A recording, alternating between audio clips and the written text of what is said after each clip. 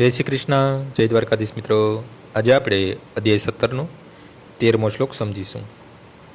વિધિહીનમ સૃષ્ટાનમ મંત્રહીન દક્ષિણમ શ્રદ્ધાવિહર હિતમ યજ્ઞમ તામસમ પરિચક્ષતે.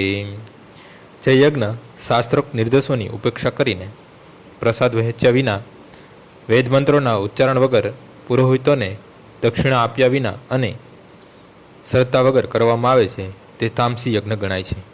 તમોગુણમાં શ્રદ્ધા વાસ્તવમાં અશ્રદ્ધા છે. કેટલીક વખત લોકો કોઈ દેવને માત્ર ધનલાભ માટે પૂજે છે અને પછી તેઓ શાસ્ત્રના આદેશોને અવહેલા કરી તે ધનને મનોરંજન પાછળ વાપરે છે. આવી ધાર્મિક કર્મકાંડના દેખાવો સાચા અર્થ સાત્વિક હોતા નથી, તે તામસિક હોય છે. આનાથી આસુરી વૃદ્ધિ ઉત્પન્ન થાય છે અને માનવ સમાજનું હિત થતું નથી. આજનો શ્લોક અહીં પૂર્ણ થાય છે. આવતીકાલે ફરીથી સવારે 6 વાગ્યે મળીશું. જય શ્રી કૃષ્ણ.